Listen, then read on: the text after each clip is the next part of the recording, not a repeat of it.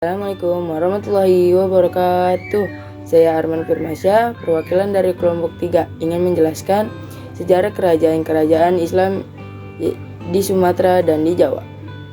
Di Sumatera, sekitar abad ke-7 Masehi, para pedagang yang berasal dari negara-negara Timur Tengah banyak yang berlebur di wilayah ini karena letaknya yang strategis. Kemudian daerah ini menjadi ramai. Para pedagang dari Timur Tengah pun datang untuk memperdagangkan dan sambil menyebarkan agama Islam. Berikut adalah kerajaan-kerajaan Islam yang ada di Sumatera. 1. Kerajaan Samudra Pasai. Kerajaan Samudra Pasai adalah kerajaan Islam pertama di Nusantara yang memiliki peran penting dalam sejarah Indonesia. Kerajaan ini didirikan pada abad ke-13 dan menjadi pusat perdagangan serta penyebaran agama Islam di Asia Tenggara. Samudra Pasai dikenal sebagai penghasil lada dan emas yang menarik para pedagang dari berbagai belahan dunia, termasuk Arab, India, dan Tiongkok. Raja-raja Samudra Pasai juga dikenal bijaksana dan adil, serta menjalani hubungan diplomatik dengan kerajaan-kerajaan lain, baik dalam maupun di luar Nusantara. Selain sebagai pusat perdagangan, Samudra Pasai juga menjadi pusat pendidikan dan kebudayaan Islam. Banyak ulama dan cenderawasih datang ke sini untuk belajar dan berdiskusi, menjadikan kerajaan ini sebagai mercusuan ilmu pengetahuan pada masanya. 2. Kesultanan Perak. Kesultanan Perak adalah salah satu kerajaan Islam tertua di Nusantara yang terletak di Aceh, Sumatera. Kesultanan ini didirikan pada abad ke-9 dan terletak sebagai pusat pendagangan dan penyebaran agama Islam di wilayah tersebut. Perlak, yang juga dikenal sebagai nama Perlak, memainkan peran penting dalam sejarah Indonesia karena menjadi salah satu pintu gerbang masuknya pengaruh Islam ke Nusantara. Perak menjadi pusat ilmu pengetahuan dan kebudayaan Islam, dengan banyak ulama cenderawasih dari berbagai penjuru datang untuk menuntut ilmu. 3. Kerajaan Aceh Darussalam merupakan salah satu kerajaan Islam yang terletak di ujung utara Pulau Sumatera yang terdiri pada abad ke-16. Kerajaan ini terkenal sebagai salah satu pusat perdagangan dan kebudayaan yang penting di Asia Tenggara pada masa itu. Di bawah pimpinan Sultan Iskandar Muda, Aceh mencapai puncak kejayaannya dengan kekuatan militer dan tangguh dan ekonomi yang makmur.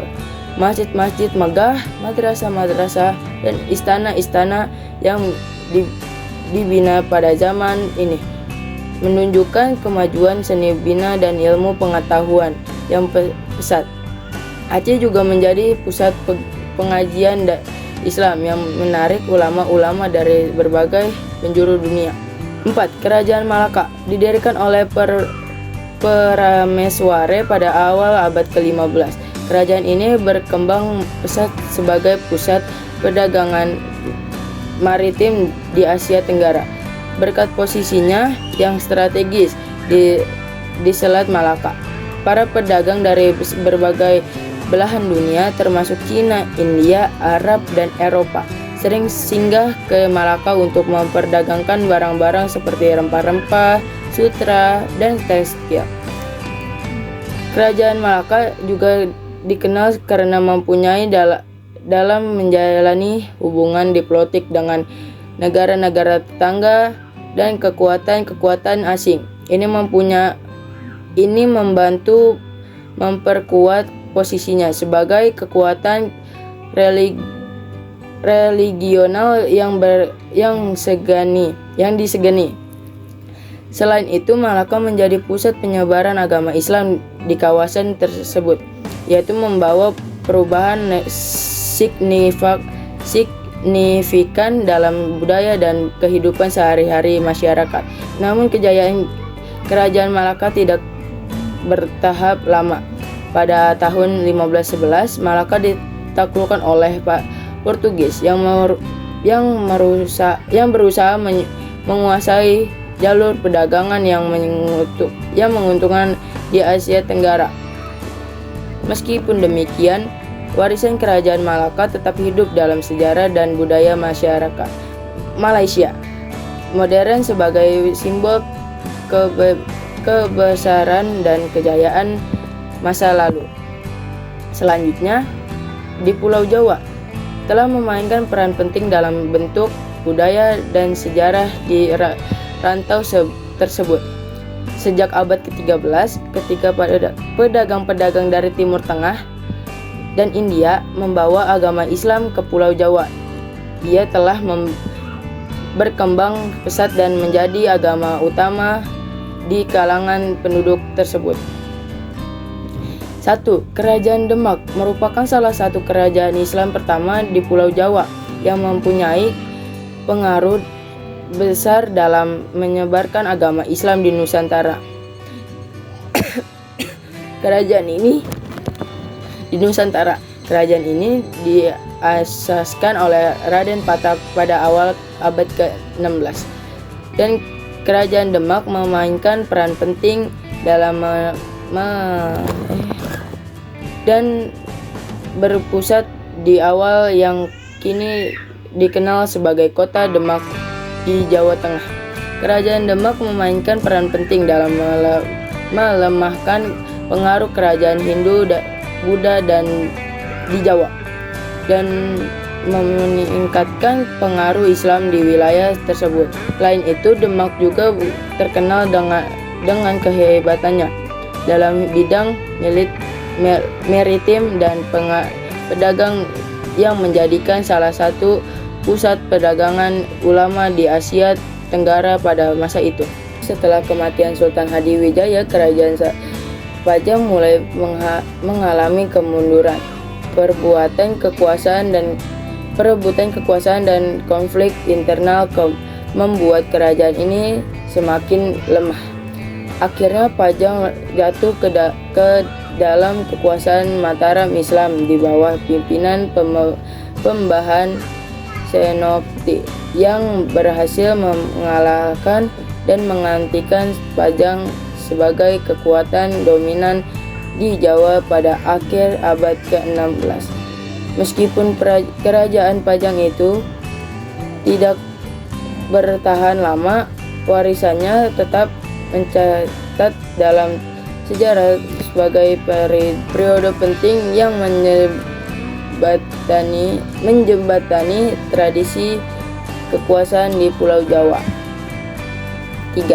Kerajaan Banten adalah salah satu kerajaan Islam yang berpengaruh di Nusantara pada abad ke-16 hingga ke-17.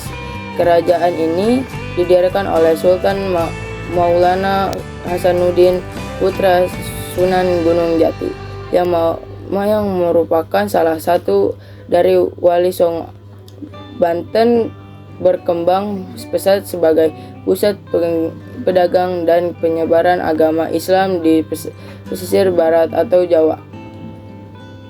Komoditas ulama yang diperdagangkan meliputi lada, rempah-rempah, dan hasil bumi lainnya.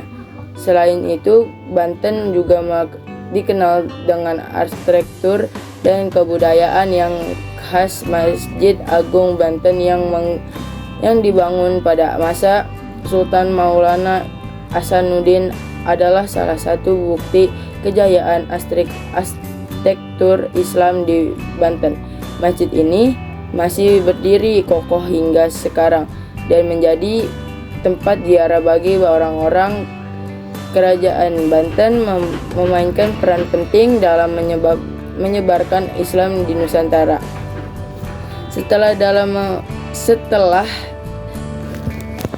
Serta dalam melawan kekuatan kolonial yang datang dari Eropa. Namun kemudian kerajaan ini dimulai ketika terjadi konflik internal dalam serangga dari VOC yang ingin menguasai perdagangan di wilayah tersebut. Dengan berakhirnya Kerajaan Banten.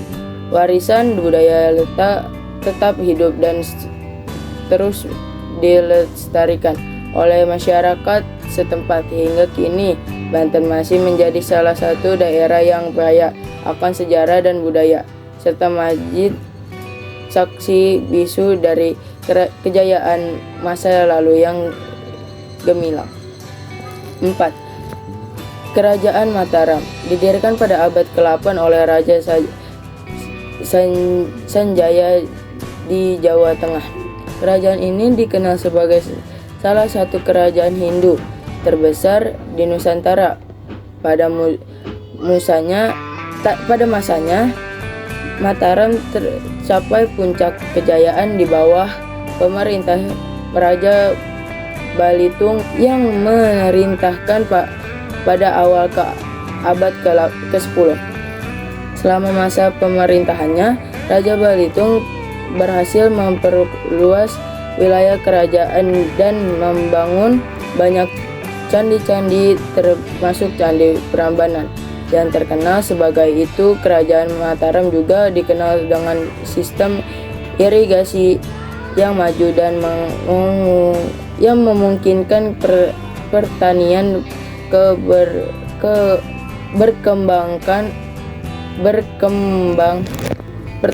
berkembang pesat dan yang menduduki kehidupan masyarakat. Namun kerajaan ini tidak lepas dari konflik internal dan ancaman dari luar. Pada abad ke-10, Mataram akhirnya tercapai menjadi dua bagian, yaitu Mataram kuno dan Mataram Islam. Mataram Islam kemudian menjadi kekuatan dominan dari Jawa Tengah dan Yogyakarta dengan pusat kekuasaan di daerah Kota Gede. Warisan kerajaan Mataram masih dapat dilihat sehingga hari ini, baik melalui peninggalan arkeologisnya maupun pengaruh budaya yang masih terasa dalam kehidupan masyarakat Jawa. Sekian presentasi dari saya. Wassalamualaikum warahmatullahi wabarakatuh.